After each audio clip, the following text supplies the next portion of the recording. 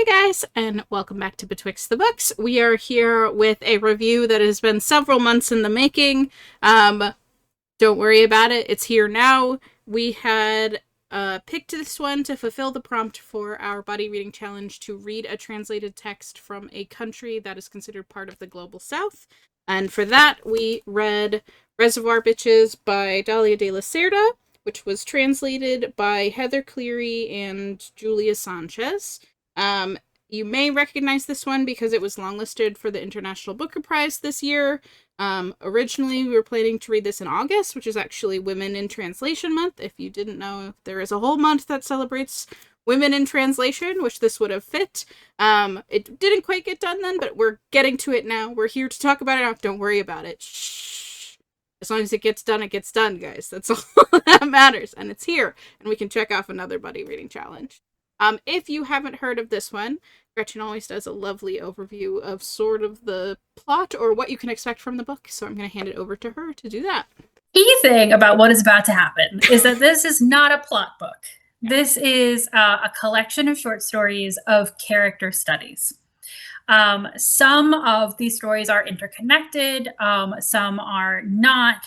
But what I would like to do is read you what we thought we were reading.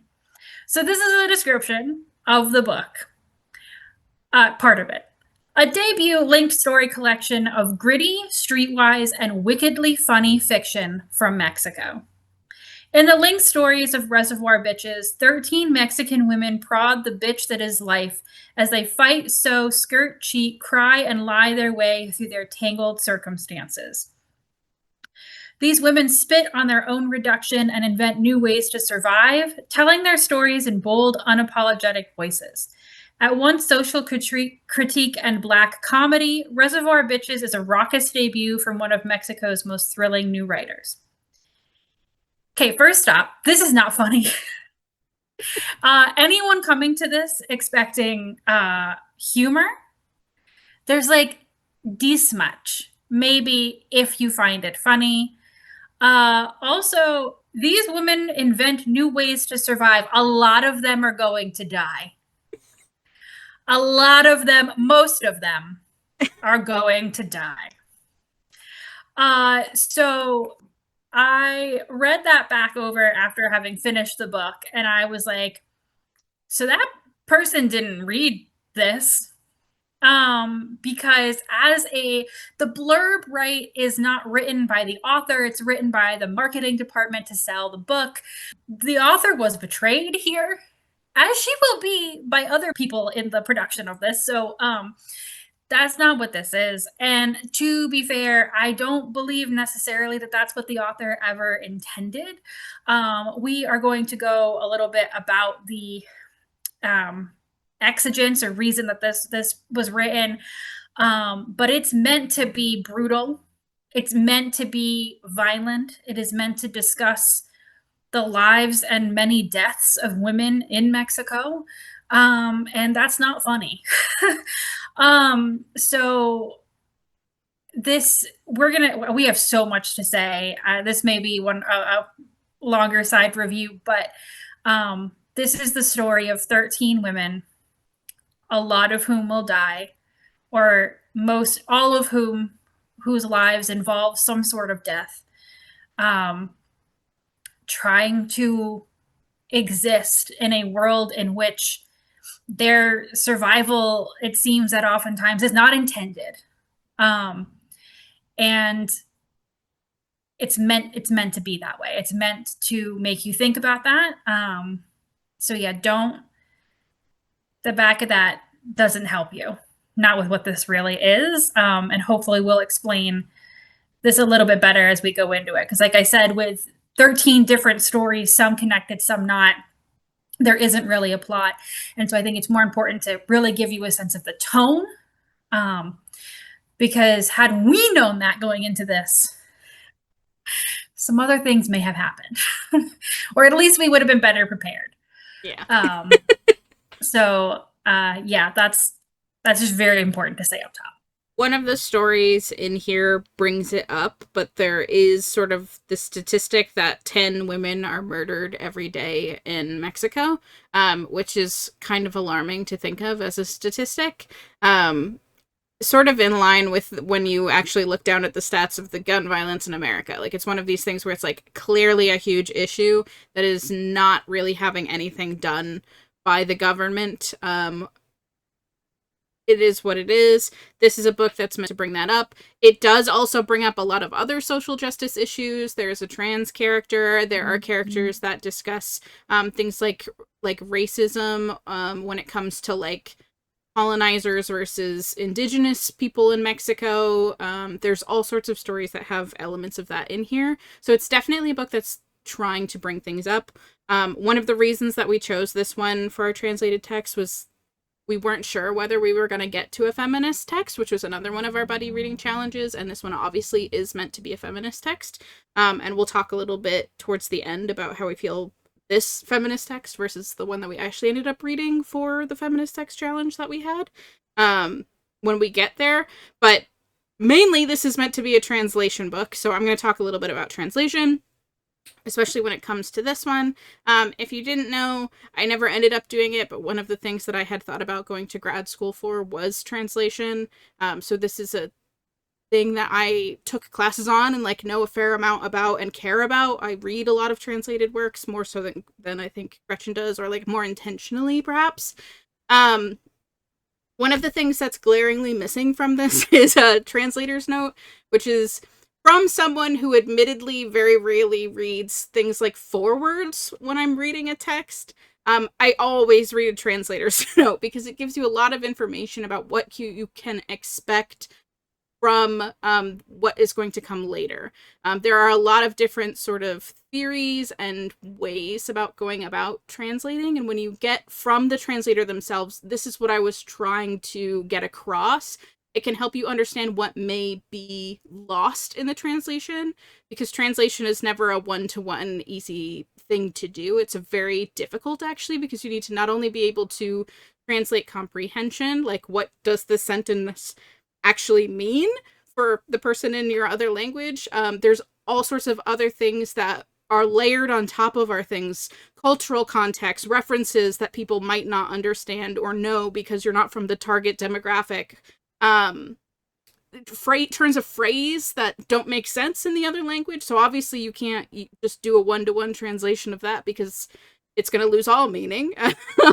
Slang terms is another thing that comes up in here. Like, all of those things are things that people have to think about and make choices when it comes to translating. And the translator's note is where you can hear from the translator why they made the choices. And there isn't one here. Fortunately for us, this book got longlisted for the Booker Prize, which means that there were interviews done with the translators about their process. So I took the time to read those interviews on the Booker website and listen to some interviews that they did with some folks in podcasts and stuff, which helped a little bit. It let me know some of their process and like how they went about doing this. The stories were split up between the two of them, and one would translate it and the other one would edit it. So it became clear to me, and I think to Gretchen as well, that one of them is a little bit stronger of a writer overall than the other one. We don't know which one because they don't say which story was translated by which person, which is fine. For me, when it comes to the translation of this one, I would say it's a little bit green, which is unfortunate for us. There are choices that were made that I think were trying to embody specific parts of this text. The author talks a lot about how she purposefully chose to write in I guess you would call it a dialect, a common dialect, a more conversational tone than would be expected of like a literary text. And the way that that comes across for certain characters is to use a lot of slang, a lot of turns of phrase that sort of feel more lowbrow than you would expect from a literary text, especially being like put up for the Booker Prize. And I don't think they chose the right slang terms. The phrase that we keep coming back to is there's a point where a character says, that song's that's my song, fam. I talk so much fam. Yeah, a lot of fam. Terms like twerking, which I don't necessarily think were there in the original text. I got to the point where I needed to go and get the Spanish language version of this, so I actually have the Spanish language version as well as the English one to read some of these stories so that I could at least say, luckily I speak enough Spanish and understand enough Spanish and have retained enough Spanish to do that. And muscle my way through to sort of see if it was a translation thing or an original text thing. And unfortunately, I think it is a translation thing, that they just chose the wrong dialect. I would have probably left a lot of those slang terms as they were in Spanish, because to me, it felt like it was adopting a lot of AAVE, which has also been co-opted by Gen Z. Gretchen said it felt like a lot of like internet Gen Z slang. Both of those groups are not internet Gen Z slang as spoken by Steve Buscemi. Yes. Saying hello, fellow kids. Yes, yeah. It didn't feel so authentic. Even worse. Yeah. It's not authentic to the community that this is trying to represent, nor is it authentic from the translators. They aren't people who speak these dialects. So it felt awkward. I would have just left the untranslatable or the slang terms as they were, because most of us are smart enough to get context clues about what this like swear word might be in Spanish. Or you can look it up. There's other words in here that were left in Spanish that people had to look up. There were songs referenced that I'm sure people would have to look up that they don't just have a frame of reference for. That's all in there. It's not my favorite translation. It's unfortunate for this text. I do think that if you speak Spanish, that the original is worth picking up, and I would actually recommend that one over the translated version, but I know that not everyone is able to do that, and so we're here to review the translation, and we'll talk a little bit more about that going forward, but we wanted to start there at least, because again, the point of this was to read a translated text, and unfortunately, this was not our favorite translation. It felt a little green. It was clunky. There were sentences that were like one really long, complex sentence in the original Spanish, broken down into 3 really short, choppy sentences in the English, and that changes the tone. There were word choices and phrases that changed the tone. So yeah, if you can read the Spanish, I would recommend doing that over the English, unfortunately. So I took Spanish in high school. High school was a long time ago now. And so I don't speak any Spanish. I certainly can't read Spanish. As Michaela said, I have retained enough to at least throughout reading the English version, when there was Spanish left in, to know enough of that to be able to either kind of remember a related word that would help me figure that word out, or quite frankly, again, we use context clues, right? Like plenty of people use slang or, turns of phrase that are technically in English when I'm an English speaker and I don't know what the heck they're talking about. But I can like put it together, right? So that was the same thing. But I think one of the things, if we're thinking about an overall opinion, and I will be quite honest, is within the first or second story, again, there are 13 of them. I believe it was in the second story. The first story, I went, what the hell am I reading? And the second story, I texted Michaela and I went, if we were not reviewing this, I would not finish this. And the second story in particular is the one where that character, her name is Juliana, is saying fam. She's using all this slang. And again, think about a reading experience, and maybe you've never like thought about it this way, but a lot of this book, like Michaela said, because they've taken that one long sentence and chopped it up into 3, starts feeling like, and then I got in the car. Then we drove to the place. At the place, I did this thing. And like, rather than, having a sentence that flows, it feels, Michaela said the word clunky, you could say choppy. And this is already hard subject matter, but to have that hard subject matter presented in a way that's just like ka-clunk, ka-clunk, ka-clunk, what it does is it makes it a terrible reading experience. It's just something that you don't want to read because it doesn't feel nice. And so, yeah, I would not have finished this if we were not reviewing it. I absolutely have so much respect for the author and what she's trying to do here. But like I said, I feel like the translation maybe did not, and to have that confirmed by Michaela, that it just didn't seem to really be portraying that in spirit, was really upsetting. I will say that having read it all now, we'll talk about this a little bit later, the final story in this is super wow. Like that one really ties it all together. And it made me feel fine that I had sat there to read the whole thing. But everything but the 13th story, I'm just texting Michaela like, for various reasons that we will discuss. But yeah, I think I settled on 2 stars for this. Again, as a translated item, I did not enjoy the reading experience, and my star ratings are based on, did I enjoy this? 2 stars. I was a little bit nicer to it. I think I haven't put a rating on Storygraph yet because I've been debating with it. It's probably going to end up being like 2.5, 2.75 for me. I fully agree with Gretchen that for me the last story is a 5-star story, and if you can get like a library copy of this just to read that last story, I would recommend it. I think that one's a very strong story and worth like anybody reading it. But none of the other stories for me broke 3 stars like on their own. So like I can't give this book much higher.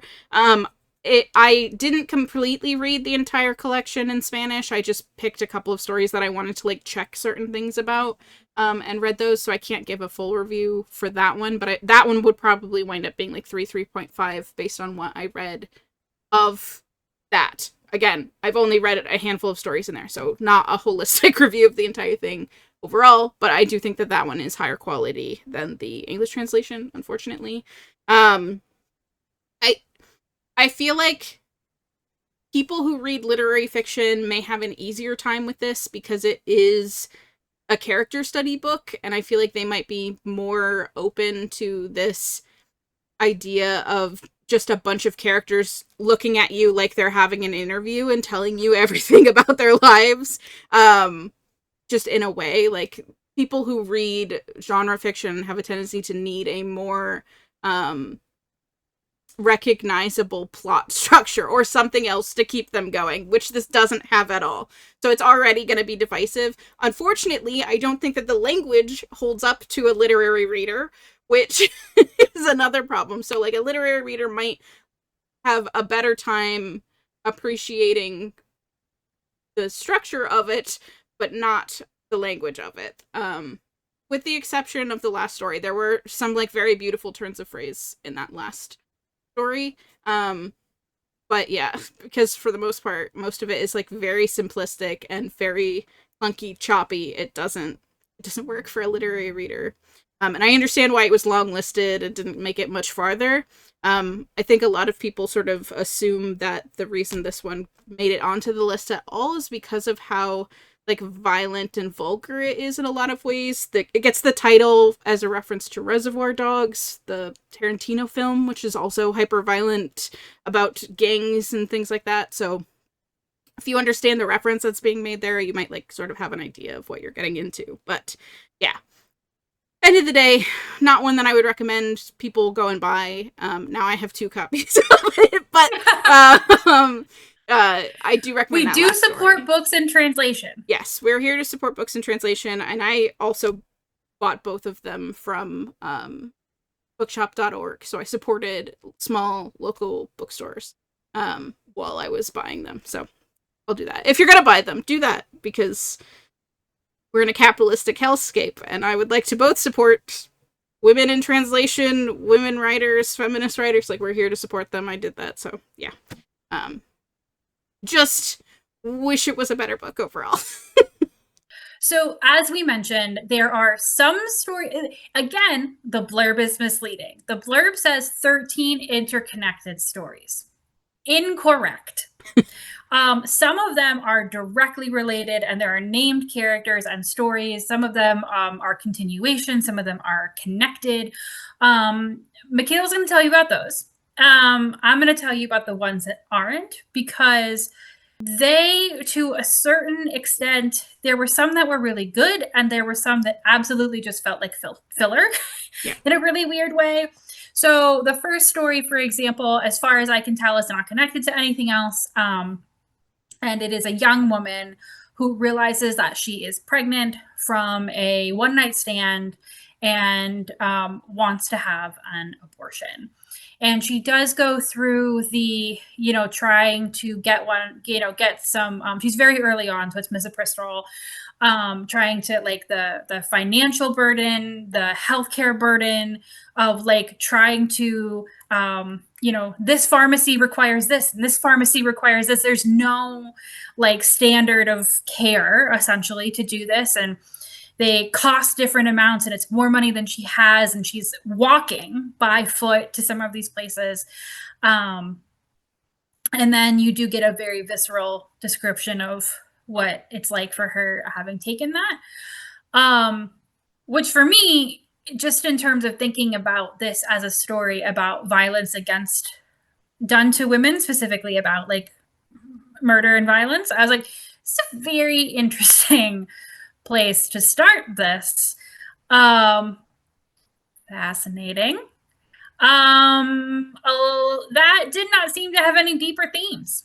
As I was talking to Michaela, there, now that I've read the whole thing, I see what could have been done there to connect that more deeply to the overall themes of the full book.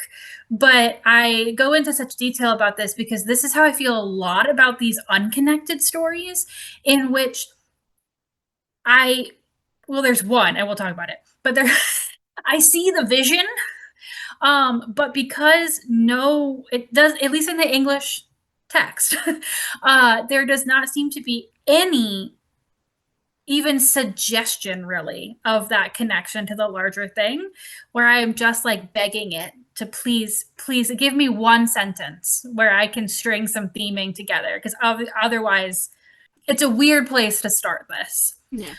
There are two stories that are technically connected to each other, that I think do a much better job talking about this. And the first one that you get is a group of women who chose to never marry, group of sisters, who chose to never marry to take care of their parents who are ailing.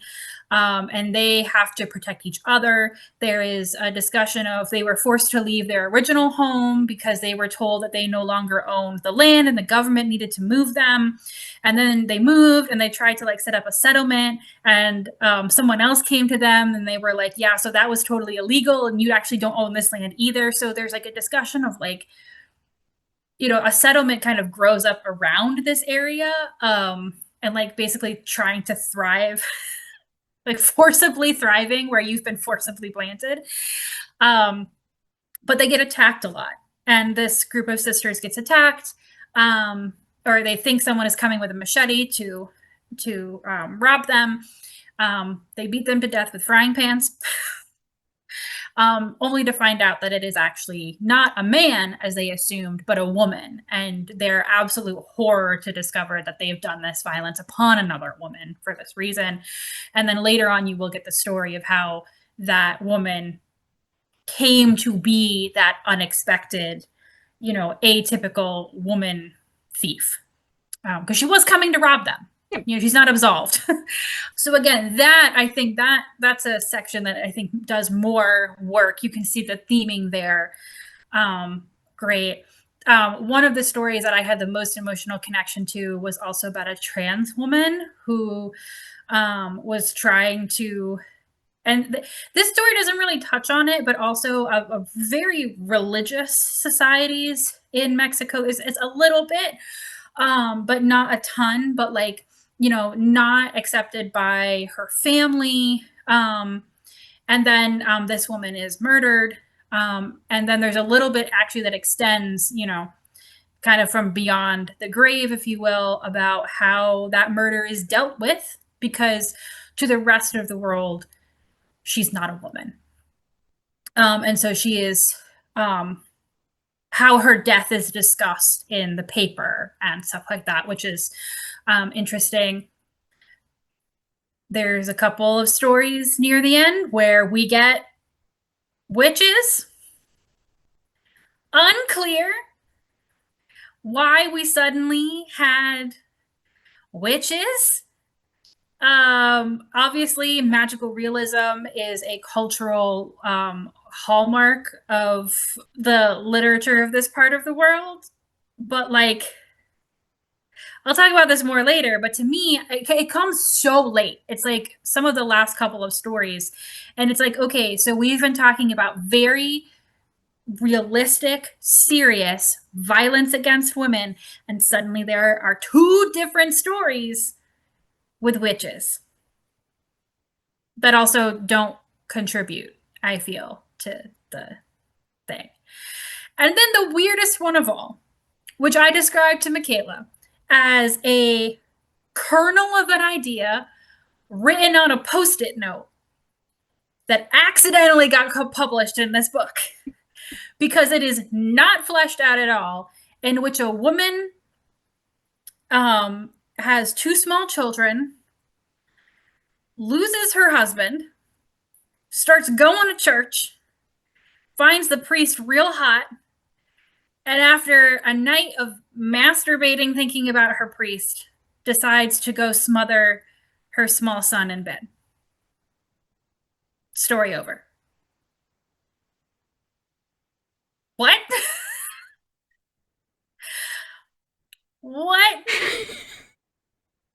And again, like I said, there's not a ton in this book actually talking about religion. So I was like, oh, is this going to be the story that like talks about like religion? Is this going to be what? No. Basically, I've read you the story out loud. That's how long it is.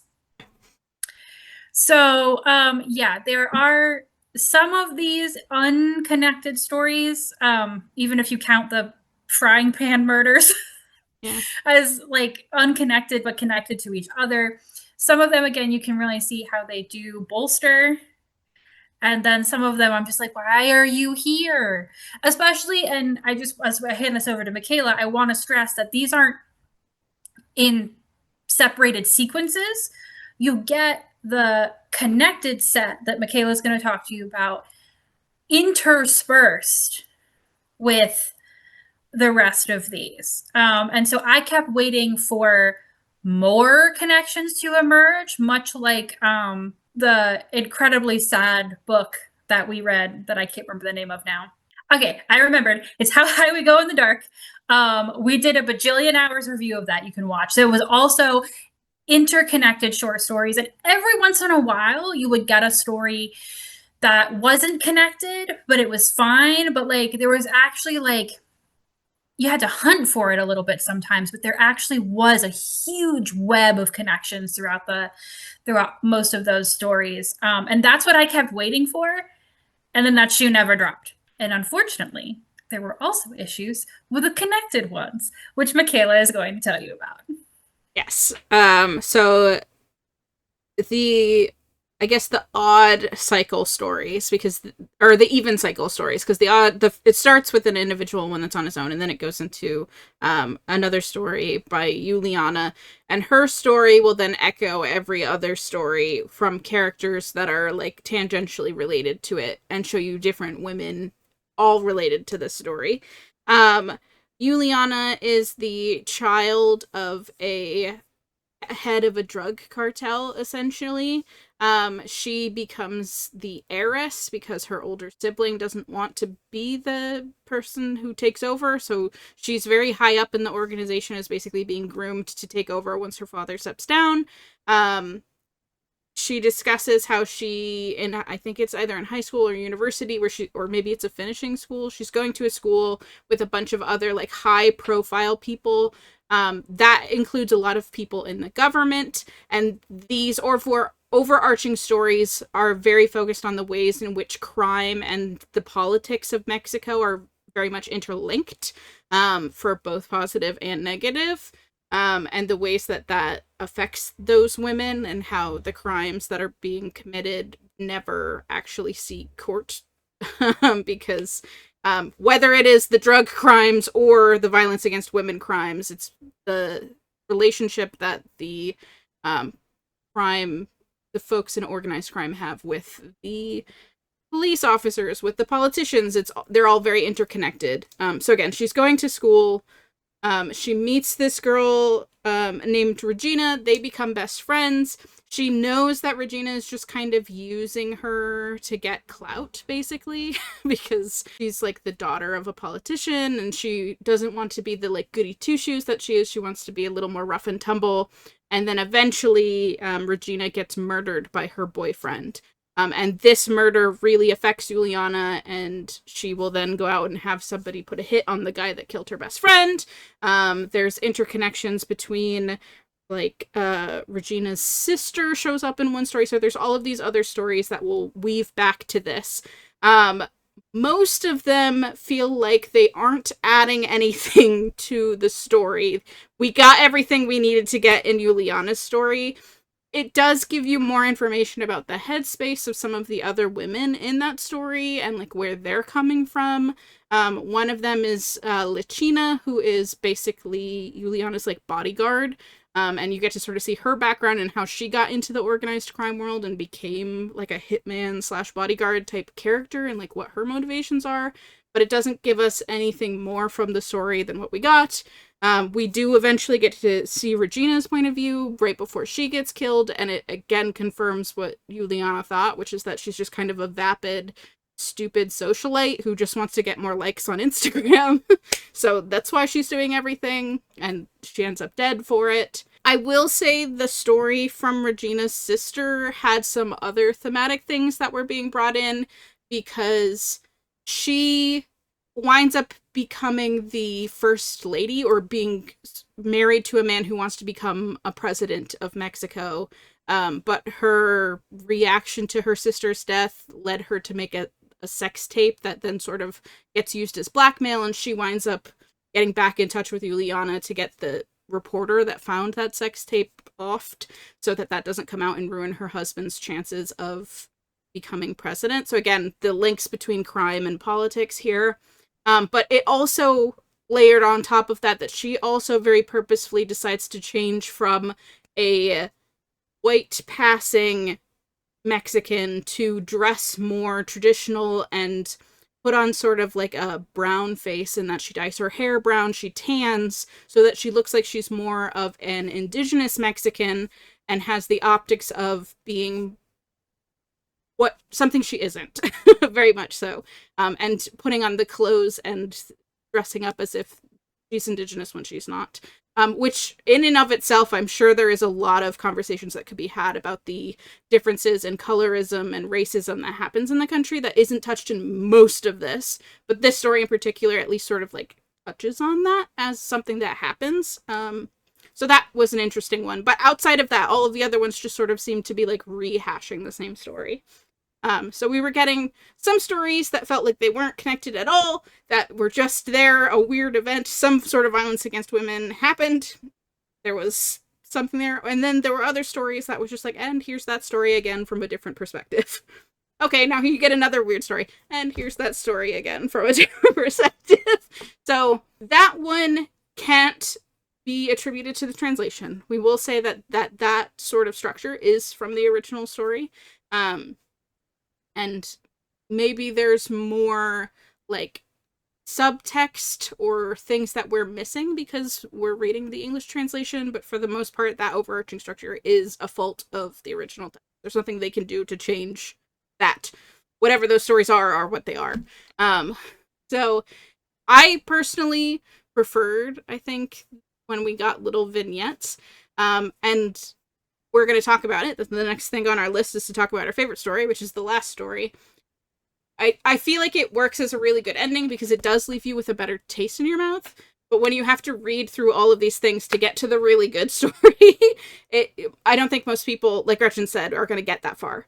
If you don't like it, you're not going to get far enough to read that story. But then again, reading it first maybe takes all the wind out of it.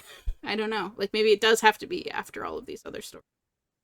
But yes, let's talk about that last story because it is our favorite. And again, if you read nothing else, Do read this one. There's something very different and special to this story that almost makes it feel like where maybe this idea started, like the fully formed idea.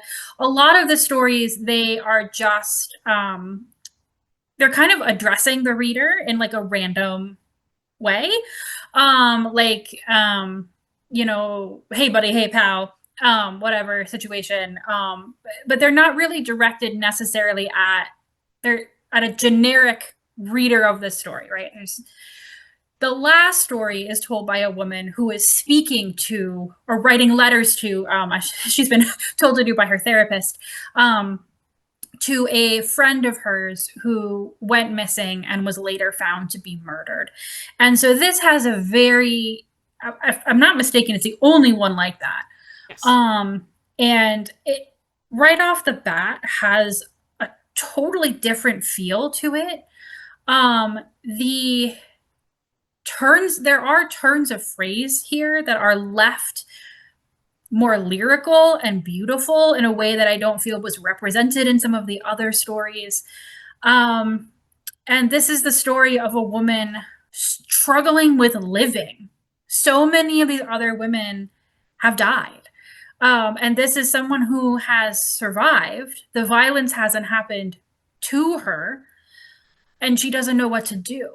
She is obsessed with the memory of her friend. She is stuck in a cycle of grief, and she doesn't know what to do with it. Does she fight for justice? How does she fight for justice? What does she do when the justice she's trying to achieve doesn't come? Right? How does she honor the memory of her friend and live her own life separate from this terrible thing that has happened in a world where she knows that this violence can happen for essentially no reason? Um, and it is the one that, you know, when she's trying to find the reason, one of the main reasons I think it comes at the end is, you know, she has this moment where she's searching for information about violence against women in Mexico, and she comes across basically what she is writing is a list of the headlines. But what we as the reader understand is that a lot of those headlines are the stories that we've read. Um, and it that is like an emotional gut punch because we understand her to be reading these headlines that we know some of the backstory behind. Um, and you know, yeah, it's very very beautiful. And I mean I want to have Michaela talk about, you know, her thoughts as well. But when I talk about why I was upset by kind of the more magical turn at the end, this is a really great story to put next to one of the story. I think it's the two stories before this or something. It's one of the witch stories where a woman is very violently there's 4 or 5 men who very violently assault her, mutilate her, and murder her in the desert. And but at the end of that story, like some sort of god of death situation happens, where she is essentially brought back to life to avenge herself, which feels really weird when a lot of this is talking about. Yes, there have been some, like I mentioned, the trans woman who speaks from beyond the grave a little bit about what happens after her death, which could be seen as like a spirit speaking, like whatever. We don't know who these people are who are doing the narrating, right? A lot of them are narrating from beyond the grave, a lot of them are dead, which is different than an active, like magical reincarnation sequence. At which point there is then, you know, she goes back and murders these guys, which is an interesting fantasy. But in the larger context of this book, which is trying to deal with the rawness and the realness of this violence, does not have nearly the emotional depth, weight, or impact of this woman who her friend's not magically going to come back to life. Her friend is dead, and she has to live now. And that is far more, I think, real to the real lives of women that I think the author was so deeply trying to portray. So yeah, that story is just I think the reason that that story might hit as hard as it does is that as you were listening to this character talk about what actually happened to her friend the day that it happened, she talks about how her friend left a party early because she wasn't feeling well.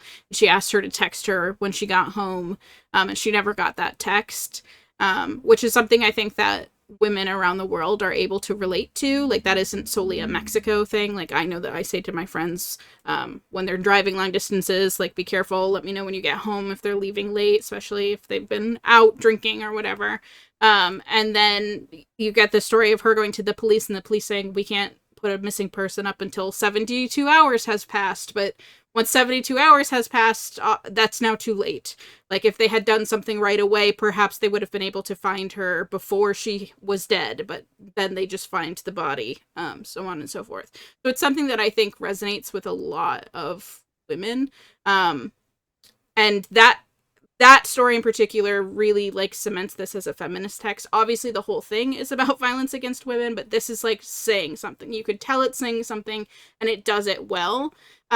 I mentioned this one compared to Sour Cherry, which is our last, like, solo review that we did together, which was what we wound up reading for our feminist book, which is also trying to talk about violence against women. And despite that one being more well written, and both of us gave it a higher rating overall for our enjoyment, we both agreed that this book does a better job about talking about this gratuitous, endless violence against women, literally just in this one story, than that book does in the entire book. And despite both of them doing a very similar thing of sort of having this point at the end where there is this laundry list of women who have had a bunch of different violent acts that are just being listed at you, this one feels way more emotionally resonant, really hits you in the gut, whereas we felt like the other one was, like, erasing these women and, like, blowing over them. And while, like, if you were to, like, boil down what they are, they're doing the same thing. This one felt more emotionally poignant, and we think it did it better. And in a way, less time than Sour Cherry did. So take that for what, again, read this one story. It's the best story in there. We think it's worthwhile, especially for the topic that it's doing, and for specifically for Mexico. And this was meant to represent the issues that are happening in Mexico. The author is, like, co-founder of a feminist nonprofit that is helping women who are experiencing this violence. It's definitely meant to be doing something. This is her first book being translated into English, and I think it was also her first book published in Spanish. So she's definitely an author that I will, like, want to see more from going forward. Like, hopefully more things get translated, and especially with this one being longlisted for an award, that is a good sign of, like, more things from her getting published in the future.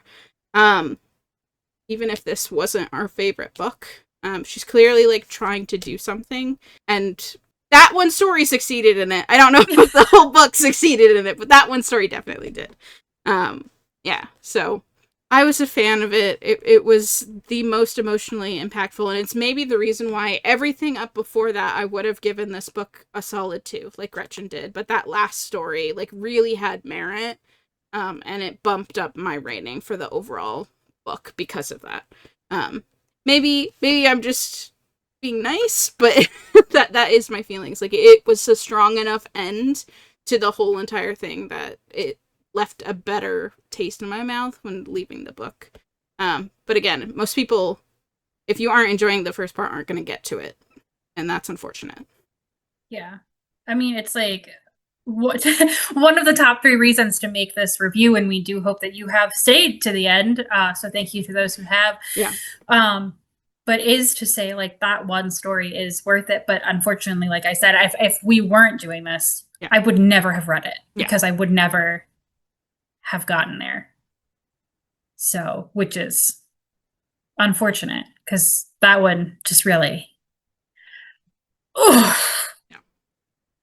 So, potentially the biggest win of this entire year is that we got this and the Sour Cherry review done because we, and when I say we, let me be very clear. I delayed us for several months on both of them. Poor Michaela. Life is hard. Don't write a dissertation. So we're really thrilled to have this video coming out to talk about something that is very important, especially to Michaela, but just, more generally to me, about this topic and about, promoting different types of fiction out into the world. Even if I'm not a translated fan in the same way Michaela is, I support more translated because we learn more from reading. And if we are only reading books that are published in English, there are whole sections of knowledge that are lost to us. So we do support continued, hopefully from this author, and more translated fiction. What is further wild is that coming this month, after a couple of weeks after you guys will see this video, we have a reading roundtable in which there is a theme. We will all be reading Indigenous fiction. What is wild about this is that when that reading roundtable is completed, Michaela and I, for I think the first time, will have completed all 10 of our assigned buddy reading challenges. We've been doing this channel for a decade. We've not been doing the buddy reading challenge for quite that long. At least 5 years. I wasn't going to tell him. Not that you can go back and check. But anyway, we're really excited about that. We actually do have some bonus challenges that we were just discussing. Maybe we'll be able to do as a treat in December. But I am going to take the win for what it is. Because I know that we both have some Indigenous fiction that we're really excited to read and talk about with our participants. So I have full confidence that that's going to get done. And that's going to be a first for Betwixt the Books. So we hope that you will join us for that. And then see what happens if we can do our fun and silly challenge in December. Be on the lookout. So we will see you guys for all of that fun stuff as we start to close out 2025. Thanks, guys. Bye.